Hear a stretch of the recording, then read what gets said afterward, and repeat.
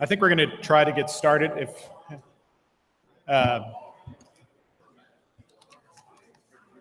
as you're finishing up your dinner. Welcome everybody to this historic year at St. Louis U High. Coming up on 2018, of course, the school year, and the 200th anniversary, or I guess that's what it's called. A lot of us have been looking forward to this for a long time. When I was here in 1978, it seemed like a long way off. And some of you, I know it seemed longer, but we're here. So it's exciting. That's me. So membership news. We have some, first of all, we have some new members tonight. If you could stand up and introduce yourself. I think we have at least 2 in the building.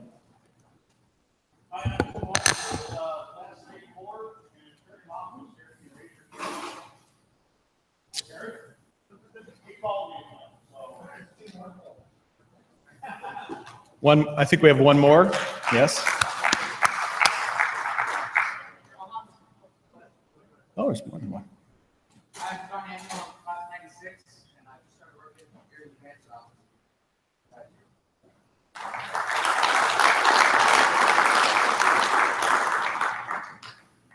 Hi, my name is Brett Lumber, class of 2011, and just started. Welcome. Somebody else? Sorry.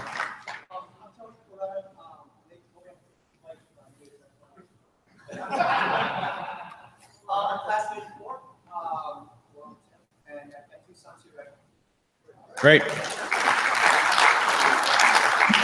We also have one new member who's watching online. It's my son. I'm not sure where the camera is, but Kevin, class of 2010. So, which is a good segue, I think, to the next topic, which is the first bullet point, which is inviting classmates and friends that would be effective. We're always looking, this is a evolving board, and we're always looking for new members. And it's important when we're thinking about new members to think of the 3 responsibilities of alumni board rep, which is the most important one is the phone-a-thon. I have to say, when I first joined the board, I really, it just was hard for me to go to phone-a-thons and call people, and it's like cold calling. I'm just a terrible salesperson like that. But it's such an important, and I've learned to love it, really. And it's fun. You get together with your classmates, and it's really it's an important thing for the school. We raise so much money on the phone-a-thons, and it's the primary role of an alumni board member. One of the other requirements is to attend at least half of these meetings. SLUH wants to keep alumni apprised of what's going on at the school, and so it's important to come to at least half the meetings so you can hear the updates from Dave Laughlin and others about what's going on at the school. And third is to make a gift each year, and so that's an easy one. It's you know, we need to keep that in mind that we're expected to lead by example. So. So if anybody has anybody from their class or nearby classes or any SLUH alumni that wants to, they think would be a good member, please talk to Joe, and he'll make it happen. So we had a great year last year. John Sondag, thank you. Great year last year on fundraising. Absolutely. 28.5% active alumni made a gift last year, over 120 more than the year before, which is incredible. Special thanks to our younger alumni. They have really stepped it up. Phone-a-thons, and I have some better numbers here. Several classes of the 90s and aughts had great turnouts at their phone-a-thon. February Frenzy, 574 gifts in just 3 days. Among alums in classes of 90 and newer, giving rate went from 19.7% to over 25% last year. So thanks to the alumni board members from those years for making that happen. There's a handout on your table that shows the top classes. Unfortunately, mine is not in it anymore, but we're going to work on that this year, right, Frank and Dave? And yeah, okay. At the phone-a-thon. So class of 61, I know there are some of you here. Who's 61? You guys are incredible.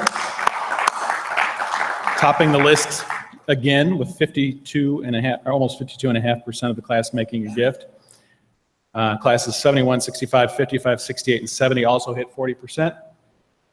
And so it's incredible. You guys lead by example. So now we're going to talk about this coming year. This is a historic year for the school, right? 2018, coming into 2018. It should be a good, let me take it really warm. Sorry. It should be a good year to raise money from our fellow classmates. Our goal this year is 30%.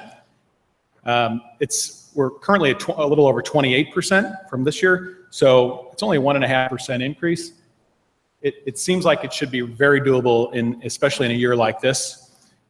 So the goal this year is to top the 30% mark. And again, the phone-a-thon is the primary effort for raising funds. So, and keep in mind, this is something I was talking to Joe about earlier.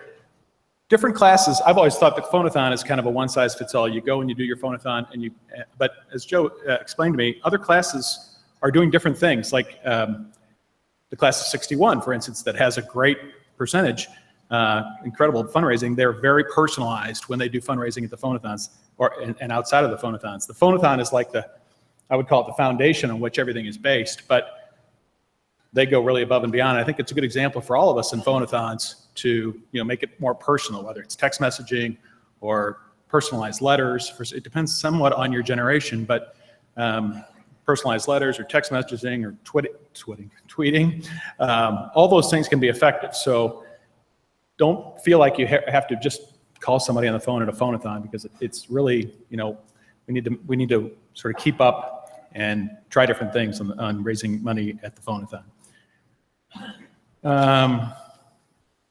These are the dates for this year, based on when you graduated, but I know there is flexibility. These are what we would like to keep everybody into these dates, but there is flexibility. If your class can't make it one day, you can come a different day, but those are the dates of when your class phone-a-thon is. And there won't be another alumni board meeting before these dates, so if you want to write them down, or I don't know if they're on the table. Are they on the table, Joe? They're on the table. So keep these dates in mind. It's really important to have a great phone-a-thon. Okay. Oh, it says right there, the handouts are on the table.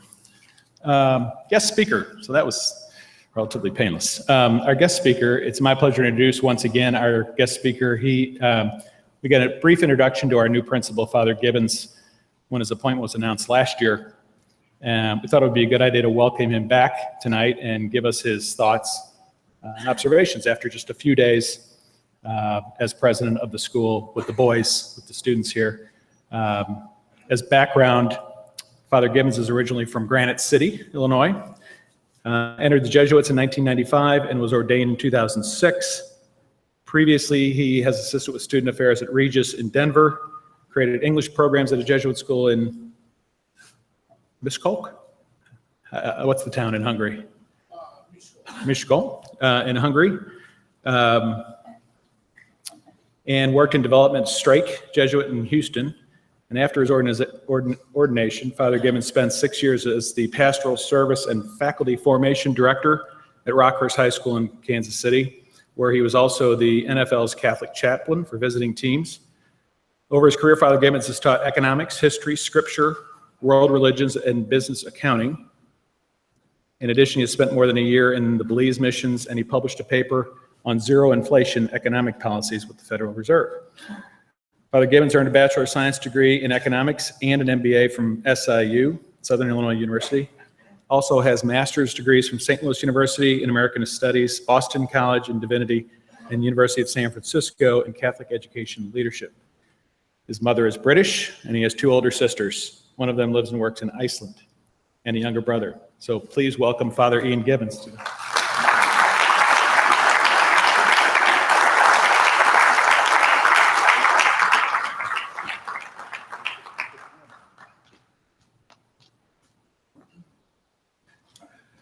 So if you're following the calendar, you know we just finished day 3, looking all the way back to day 1.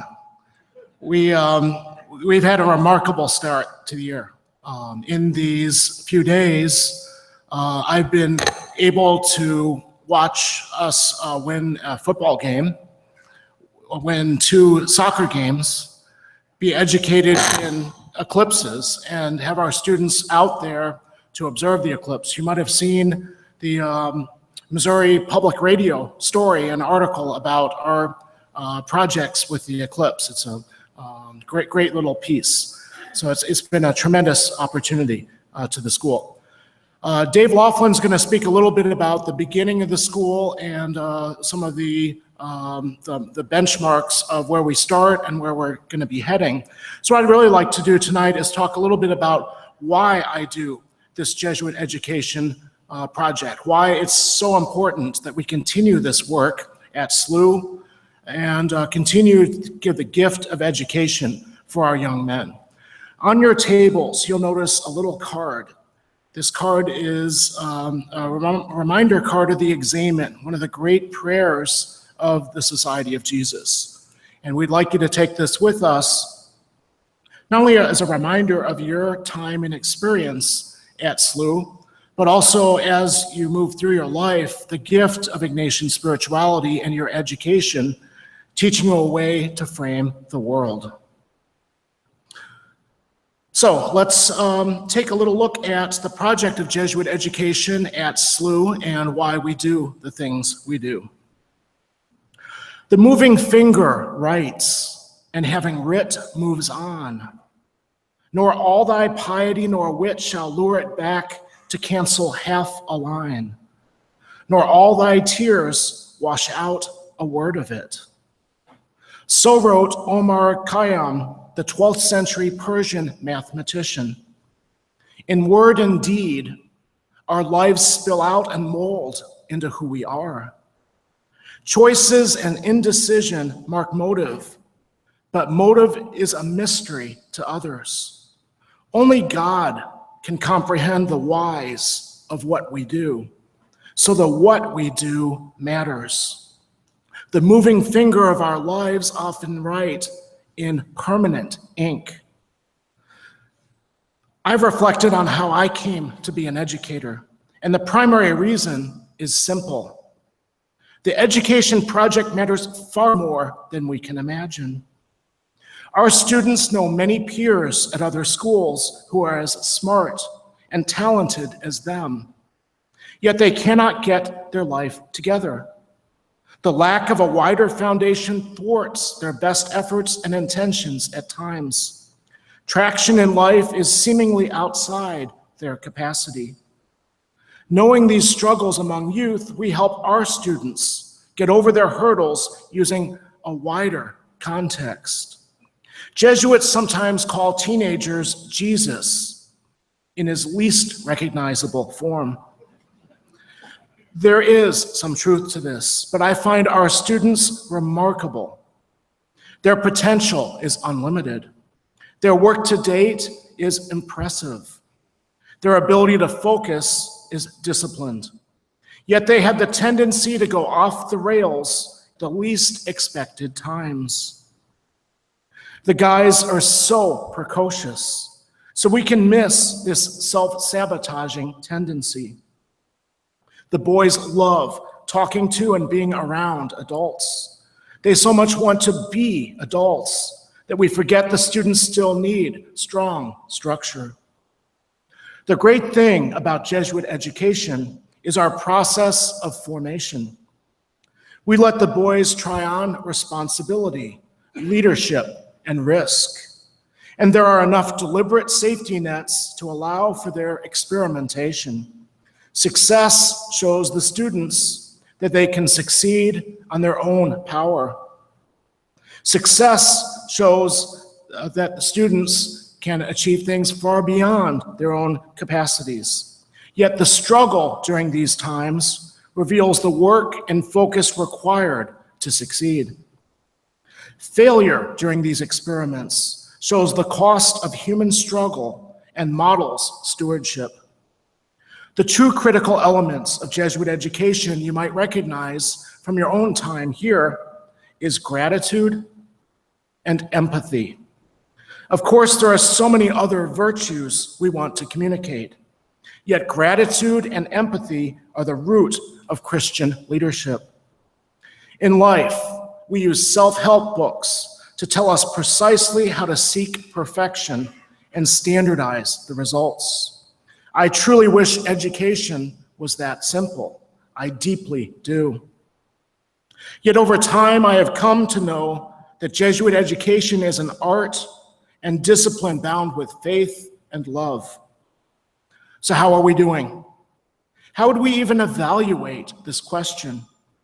I've noted that 11% of U.S. congressional representatives and senators are graduates of Jesuit schools.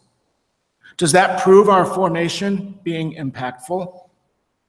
Many of our graduates have gone on to do great and wonderful things. Others have underutilized these talents and opportunities bestowed upon them. Alas, too many have squandered or abused their educations. However, for every one neutral or negative result, I know of so many positive examples. Yet as a Jesuit, the poor results haunt me. More qualitatively, I'm edified by the structures of Jesuit education. Our self-reflective goals and the profile of a Jesuit graduate at graduation give me the perspective to focus on what truly matters. Empathy and gratitude are difficult things to teach, much less live out in our lives. Expecting empathy and gratitude from teenage boys can seem pretty unrealistic in this age of compromise. Despite this, we expect empathy and gratitude nonetheless. The Grad at Grad, as you probably know, marks 5 important elements for evaluation, and I'd like to take a look at those briefly at SLUH. A graduate is to be well on his way to integrating these 5 capacities: open to growth, intellectually competent, loving, religious, and committed to doing justice. While we likely can't do all of these things perfectly, we can be focused on going deeper, taking risks to be better, forming the personal structures to be more reliably attuned to empathy and gratitude. So quickly unpacking some of these capacities, as I found at SLUH: openness to growth.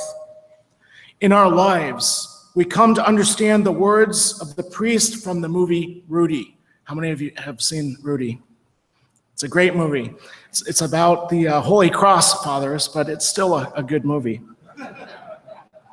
The priest in that movie says, "In life, I've discovered 2 things. There is a God, and I'm not him." The idolatry of vainglory is only shed as our cult of myopia slowly falls away. We learn that there are other ways to be and to act. Some of these ways can teach me and yourselves to be better. Some of my ways are holding me back.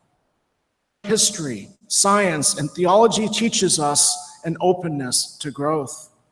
Being close to growth is being stuck in amber, and God didn't create us to be stuck. Intellectual competence. The philosopher David Hume made great hay about humanity being limited by not knowing what we don't know. So he outlined the nature of all knowledge. Intellectual competence means that we never stop learning. Method and the pursuit of God both help drive our intellectual competence. A Jesuit friend once told me that he doesn't do the crossword puzzles every day to prove his smarts. He does it to prove to himself how much more he has to learn. Loving. We desperately need to know how to love and be loved by others. One wag stated that we're born cold, wet, and naked, and then things get worse. We don't have to read in the news to see the lack of love in the world. Racial hatred in Charlottesville, eugenic cleansing of Down syndrome in Europe. In New York, where I came from, many Upper East Side people showed more outward care for their dogs than they did for their neighbors. At SLUH, we build capacities for love through service and literature. as well as modeling God's love for us in our relationships with others. Religious. As you know from catechism, are tied to community. None of them can occur by themselves. It's impossible. Initiation in baptism and confirmation draw us into community. Reconciliation heals our brokenness. The Eucharist sustains our life journey. Vocation gives us a mission in the structure of our life. We pursue religion in our SLUH liturgies, retreats, and service programs. We also pursue it in art, music, literature, and co-curricular activities. Committed to doing justice. Taking stands for others builds empathy and gratitude. When we see the world out of balance, we learn to ask why it is so and what it would take to bring about justice. Life is complex and people are broken in so many ways. Our commitment is to seek the common good. In fact, that's our theme for the year. Teachers, social workers, medical personnel, police officers, and others are tasked with picking up the pieces of lived out injustice. At SLUH, we strive to keep asking the big questions of why and now what in all the areas of injustice. The moving finger does right, and having writ, it moves on. Nor all thy piety nor wit shall lure it back and cancel half a line. Nor all thy tears wash out a word of it. Certainly, this is true. What we write with our life is written in ink, yet it is not the whole story. The better model, I believe, is that God writes straight with crooked lines. Our lives are crooked because we make them crooked. Yet, of course, at times, God will make us instruments of grace. At SLUH, we try to be a little bit more deliberate in our approach to life. It's a 4-year lesson and a lifetime lab. Education is a tough field. Work at SLUH, as great, as energetic, as fun as it can be, there are days where we can wonder, when are they going to get it right? Teenagers don't always make it easier. I have too many heartbreaking and horrific stories from my previous schools that I could share of students and families and the brokenness that we can encounter. Yet these are all the exceptions that prove the rule. While brokenness and misused free will intervene here as elsewhere, each student, each family is a mission from God. We're accountable for them all. Teddy Roosevelt aptly stated, "Far and away the best prize that life has to offer is the chance to work hard at work worth doing." As a Jesuit educator, I respond, amen. Thank you for your commitment and support of Jesuit education and for continuing to strive toward gratitude and empathy in your lives. If you have any questions, I'd be happy to take a few about the beginnings of our year, but I wanted to set the context for why I've spent the past 15 years in Jesuit education and why I have such great hopes for all that I'll do here.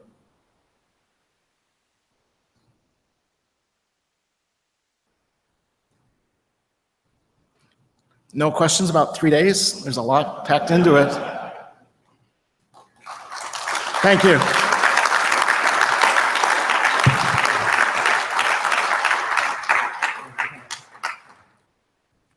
Thank you, Father Gibbons, for that inspiring message of spirituality and education. It's going to be an interesting time for us here at SLUH.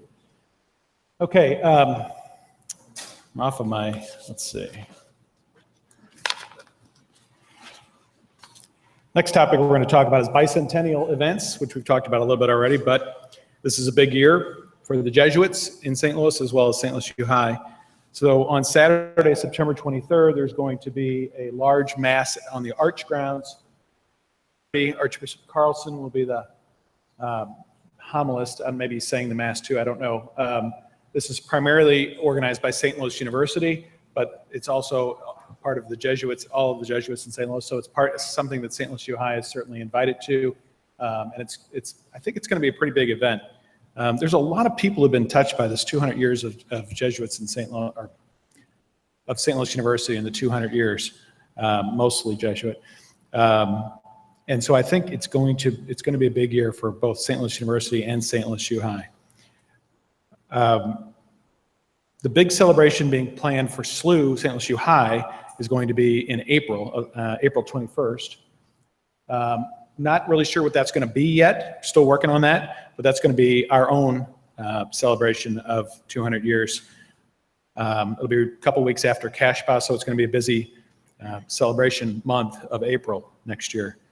It will include a mass and other activities to celebrate the 200 years, but details and invitations will be communicated at the beginning of 2018. But for now, it's just to save the date type of thing. I think next is Dave Laughlin with a school update.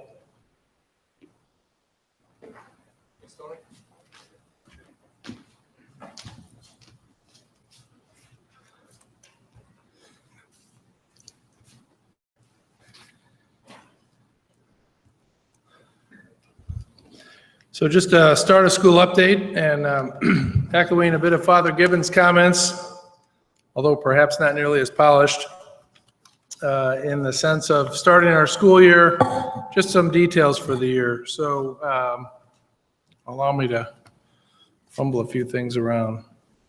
Thanks for being here. Welcome back to the 200th school year at St. Louis U High. What I want to do is start with some details for the year, and then maybe just expand to some reflections on the fact that we are at the beginning of this bicentennial year for SLUH. And so I've kind of put my reflections together in that order, but otherwise not with great priority. You may have seen in the news recently that we lost a graduate of the class of 2016, David Jackson, just a tremendous, tremendous young man in a tough circumstance. So keep his mom and his twin brother Daniel in your prayers, and friends and classmates. But I must say that I'm heartened in faith that although a year out of St. Louis U High, that so much of the anchor for that family and for those classmates has been St. Louis U High. And so I know we're in the process of working and planning on some things for his services here at the high school in the days ahead.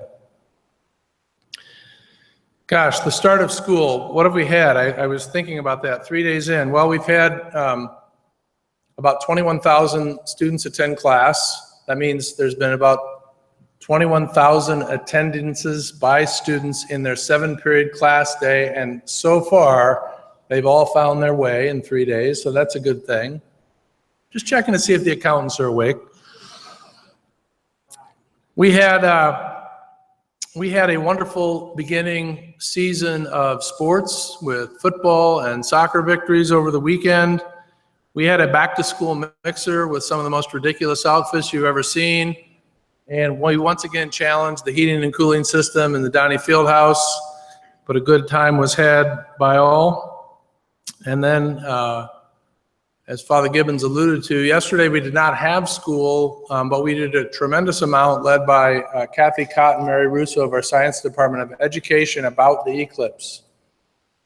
And so Father mentioned, if you haven't been on the Missouri Public Radio, I think it is, you can go and see that we were one of their featured schools for how we handled the educational side of it. But we made the decision last spring to not have classes so that, for a lot of different reasons, and listening today, besides the fact the boys didn't have classes, I think there were a lot of good reasons for families to experience that eclipse together in a good way. So I'm proud of how we did that. The good ship SLUH doesn't really slow down to start the school year, so here we are in our first full week of classes, if you can call a 4-day week full. And one of Father Gibbons' reflections this morning at a team meeting was about this Friday, August 25th. where in this room we will have the Mass of the Holy Spirit to start the year, and I promise you it will be a glorious liturgy. Our campus ministry team is so strong.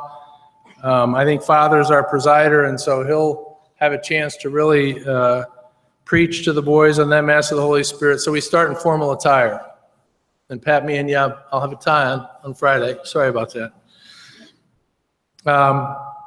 And then we'll switch all the kids out of that stuff, and we have freshman fun day. And by the end of the day, we're going to paint them blue. And they'll run into the stadium for the running of the Bills for the freshman class. So this Friday is a really fun day. We play Ladue and football. If you're free and you want to come up, it should be a lot of fun. It's a fun night to see the enthusiasm of the class of 2021. A couple of other things to start our year, I guess I just want to mention.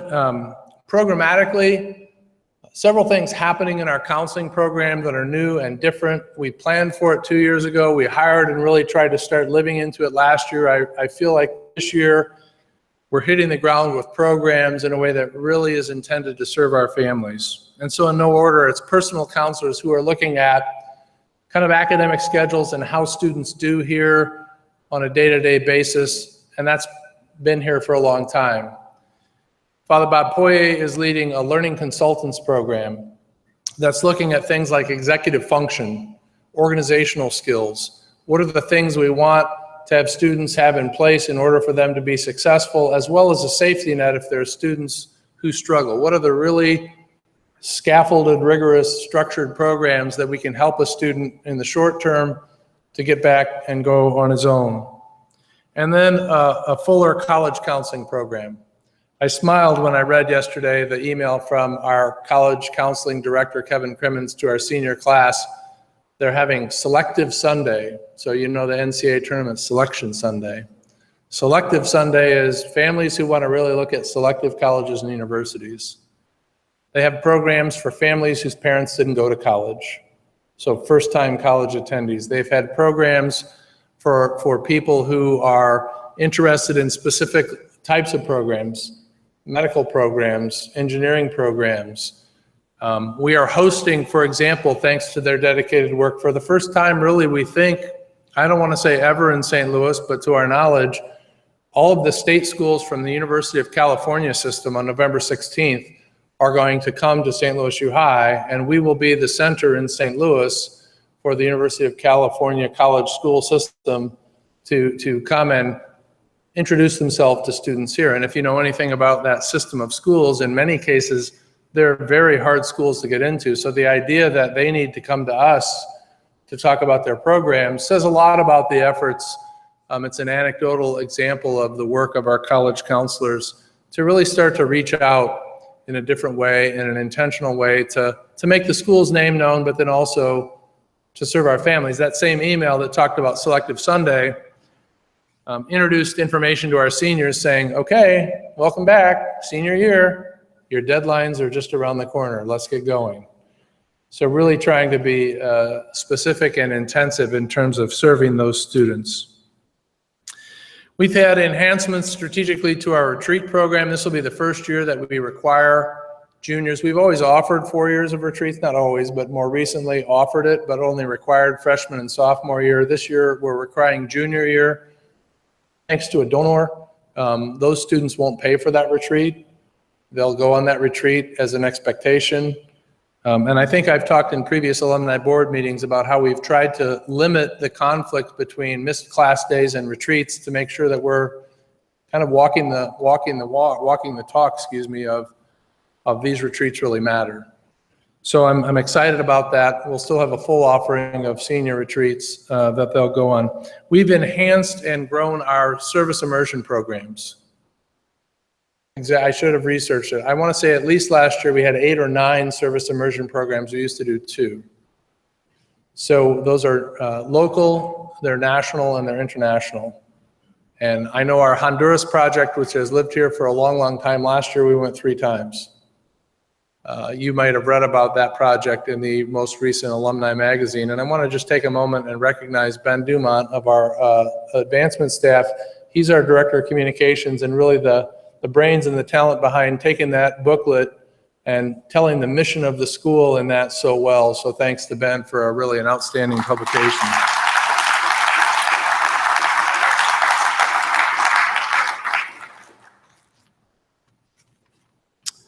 Let's talk a little bit about the statistics of the school for a minute.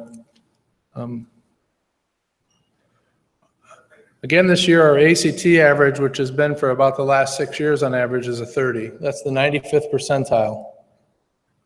35% of the students who took that exam scored a 32, which is in the 98th percentile in the United States. But here's a statistic Father Gibbons gave me earlier today that I really think is important to share. And I say this because our ACT average, as we study it compared to GPA, and I'm going to get into just a little bit of academic geekdom here, illustrates to us that the rigor of our curriculum actually takes students and moves them in their achievement capabilities on that exam. And that our average GPA is lower, if you will, than the national averages on similar ACT scores. So it's tougher to go to school here, and you're still going to get this higher outcome score because of the rigor of the program. Now, I didn't get too heavy into geekdom with a bunch of charts and graphs, but that's something that we study. But this is something that's a statistic I think is pretty important. In the mid-50th% of our test takers for the last 5 years, in 2013, the middle 50% of students taking the ACT were between a 28 and a 32. And a 28 is in the top quartile in the United States. In 2014, between a 28 and a 32. In 2015, a 28 and a 33. In 2016, a 27 and a 31. In 2017, a 27 and a 33. Remarkable stability in the caliber and the achievement of the students in our school over this time. AP scores, Advanced Placement Program put on by the College Board. Last year in our school, and I've got a graph that goes all the way back to 2000. I promise not to share all of it with you. We had 1,004 advanced placement exams taken by 514 students. Both high watermark numbers in that history since 2000 by some amount. 23 different disciplines. 86% of the kids scored a 3, 4, or 5. The AP is a 1, 2, 3, 4, 5. 3, 4, and 5 in many colleges and universities. Not everywhere. We'll get you some credit. But it's a pretty tremendous idea that 86% of our kids are scoring in those categories. Oh, did I lose a piece of paper? I probably did. Wait a minute. Bear with me. Oh, well. Somewhere I did. Well, what I know is there's this tremendous number of students who end up being what are called AP scholars with distinction, and then national AP scholars. There's one more in there. If you catch it, find me. But AP scholars, you scored 4 or higher on 3 or more exams, 83 kids. If you're an AP scholar with distinction, I think it means you did that same thing on 5 exams.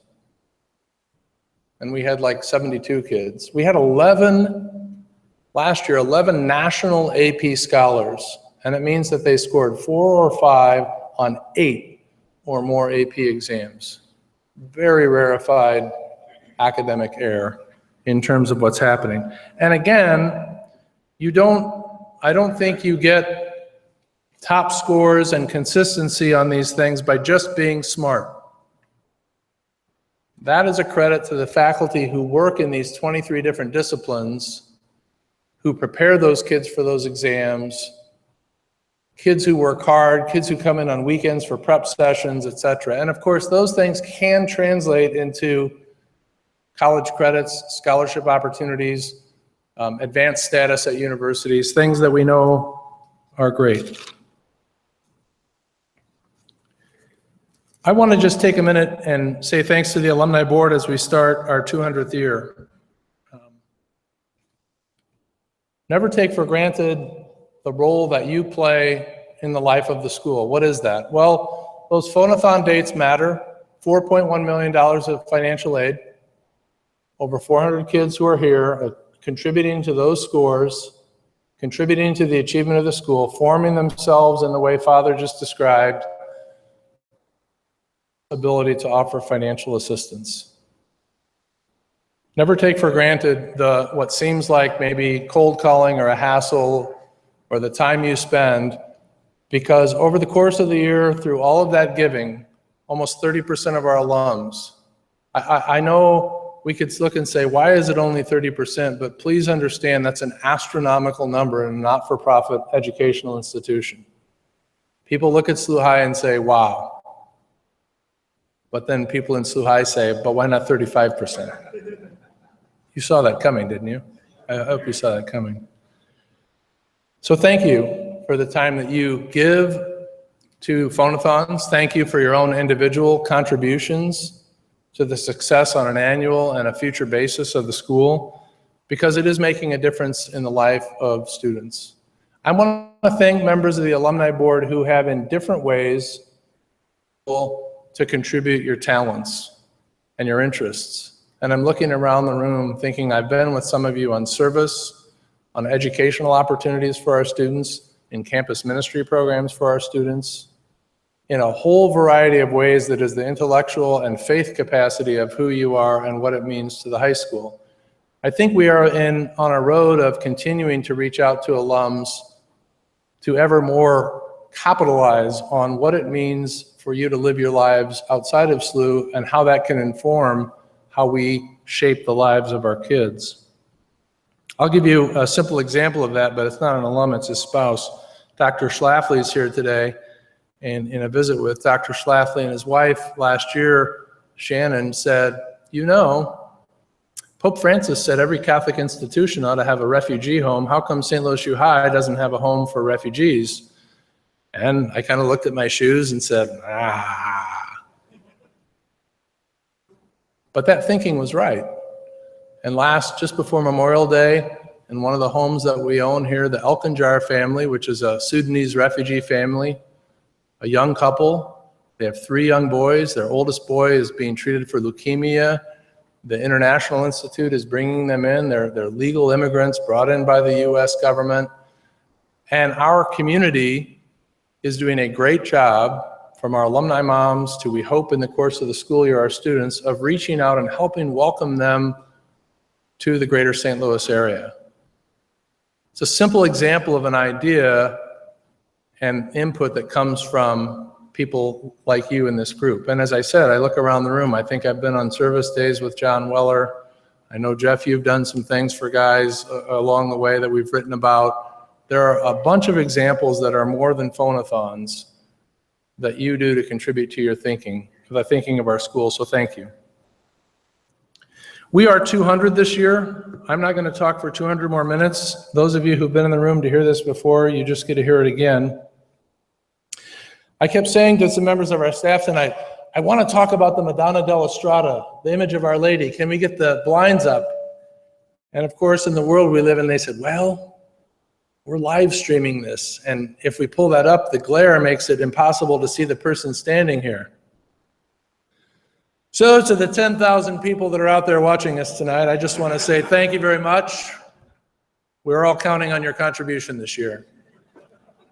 But trusting that those of you who are in the room can see through the screen to the Madonna, I want to use it as a bit of an anchor as we think about the bicentennial of this school. And what a privilege it is for all of us, no matter our graduating year or our role, to be associated with this fine institution and its mission. Right outside these doors on the wall, when we renovated here, we put pictures of the previous 4 campuses of St. Louis University High School, and in its different iterations. We had a great presentation last year that reminded me that 1818 may or may not be our actual anniversary. And the Jesuits, we know, didn't start then, they came a bit later. But the truth of the matter is that this is our 5th campus. A couple of years after the school opened, our history would tell us that those in charge of the school were told to close it down because it wasn't going to make it. And there was a rogue priest who said, well, I'm just not going to have that happen, and fought to keep it open, and he kept it open. There's a part of our history many of you may have never said, and for those of you that are current parents paying tuition, you'll forgive me for this, but part of that history is that Father, I don't want to say it, I'm not going to get it right, Van Quicken, I forget. He wrote, because Jesuit schools were not allowed to charge tuition, and yet in the early settling of this country, they were charging fees to rent desks, for firewood, to keep the schoolhouse warm, and ultimately sought to get some permission to say, look, we need to do this. And so I always say, so it's our fault that we're charging tuition all around, right? But I think about those circumstances that would have taken a vowed, loyal, brave Jesuit to say, we need to think about doing something differently in order for the school to be successful. If you think about the history of our country, and I can go to all sorts of things, but let's look at some big markers. The school existed during the Civil War, the Mexican-American War, World War I, World War II, the Korean War, the Vietnam War, the Gulf War, the war on terrorism. The school existed before the Industrial Revolution. The school existed during the Industrial Revolution. Suffrage, the Civil Rights Act. The school existed at moments in our country's history that we know developed in ways we can now all go travel and enjoy and visit, but we were the first high school west of the Mississippi River in the United States. To not stop and think about, our theme is gratitude this year. What did it mean for all of our forebearers, all the moms and dads, all the Jesuits, all the teachers, the civic leaders, the people who laid a foundation that we enjoy today? You know, the thing I keep saying is history matters. This celebration matters in more than just let's get a pin and woohoo and let's have a cake. We're going to do a lot of silly, fun things that way. But we ought to be extremely humbled by all of those who've laid that groundwork for what the purpose of the education meant, and we ought to be extremely proud, and we ought to all continue to feel compelled to say, what's the next 100 years mean?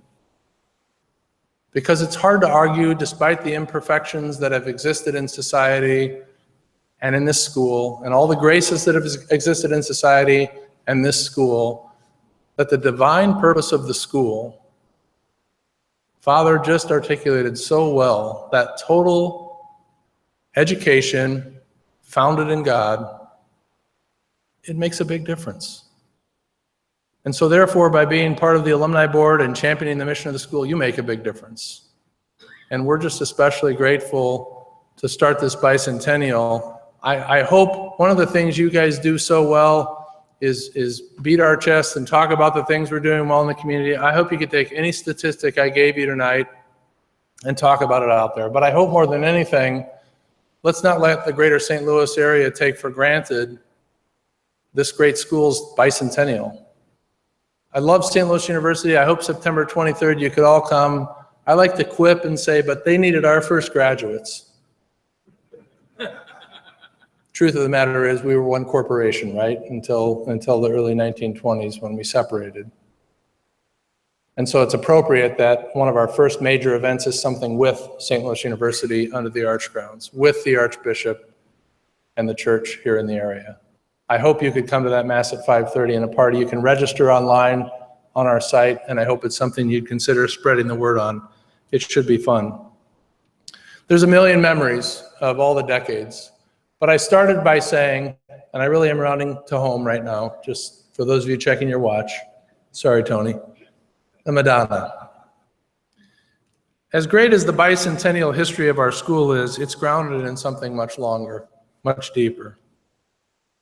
The Madonna della Strada that we chose to put in this commons, or the floating Our Lady that watches over the boys' food fights during the school day,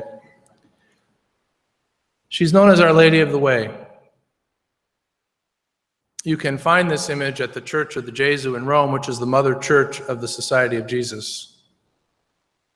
The Madonna is the patroness of the society, and it is reported that through the intercession of Mary, Ignatius was protected in battle. It is an image taken from a 13th and 14th century fresco originally painted on St. Mary of the Way Church in Rome, which was the church first given by Pope Paul III in 1540 to Ignatius and the Jesuits. Think about how quickly the society grew and its standing in the church when by 1568, Cardinal Alessandro Farnese, forgive my mispronunciations, built the Church of the Gesù in Rome to replace St. Mary's of the Way. And in 1575, the Madonna della Strada. This image of Our Lady reminds we young 200-year-old schools that we are tied to something with a much deeper and much longer history, one that goes back to Jesus Christ and certainly the prophets who foretold his coming. So as we begin our school year, we should do so grounded in that deep sense of purpose of the mission of the Society of Jesus and the mission of Jesus Christ. Let every test score, let every ball game, let every victory, let every achievement of the school truly be ad maiorem Dei gloriam, for God's greater honor and glory. Thank you all for your support of St. Louis U High. With that, I don't have any time to give back to the senator from Tony Gleason, but I will happily have borrowed somebody else's time. God bless you, men, and have a great year.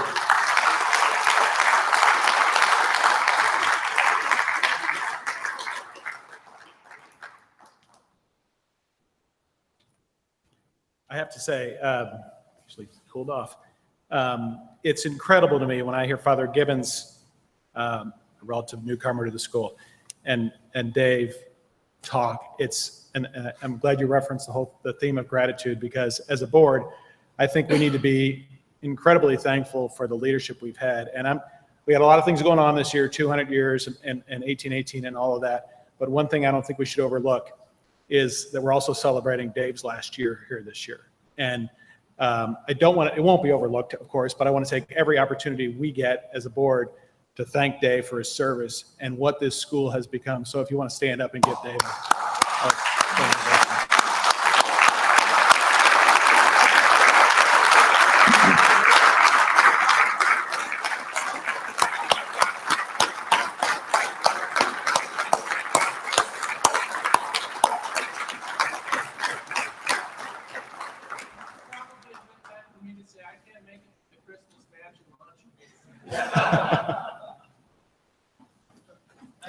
Well, you're going to want to make it because there's going to be a special guest, but we'll get to that later. I don't know where my notes went. There they are. Okay. There are some opportunities to volunteer coming up. The Scholarship Golf Classic, which is the golf tournament that's used to raise big funds for our scholarships, Thursday, September 28th. I believe that's at either Bogey Club or Log Cabin, or maybe both. Bogey.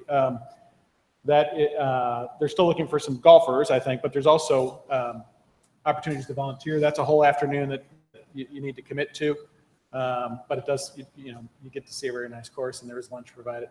Reunion weekend is September 29th and October 1st. There are lots of volunteer opportunities and pieces and shifts for that. I've done that before, and drive a golf cart and bring when other alumnus come in. It's really a fun evening. So golf cart shuttle drivers. And that's for 2 different days, for Friday and Sunday. So Joe's ready, willing, and able to take your name if you'd like to volunteer for any of that. Let's see. Upcoming events? Yes, okay. The Bicentennial Mass we've already talked about on Saturday, September 23rd. The Scholarship Golf Classic we've already talked about. There's a flyer on your table for the Scholarship Golf Classic. Reunion Weekend we've talked about. The phone-a-thons, obviously we've talked about. Month of November is very important. And then finally, our next meeting is the Christmas Mass and Brunch, which is on December, well, it's not finally, sorry. Sunday, December 3rd, and then meeting after that. You want to go back to the other slide so I can talk about things I didn't talk about? The Alumni Remembrance Mass on Saturday, November 18th. Alumni whose deaths have been recorded in the last year. This is a mass in their memory. Treat at the White House. I'm sure you've all been to the White House maybe more than once. That's January 4th through 7th, and there's contact information there, and that is something that fills up fast. So if you're interested in doing that, you should do that before it's too late. Next meeting we've covered. Are we done? All right, thank you, everybody. Don't forget your phone-a-thons.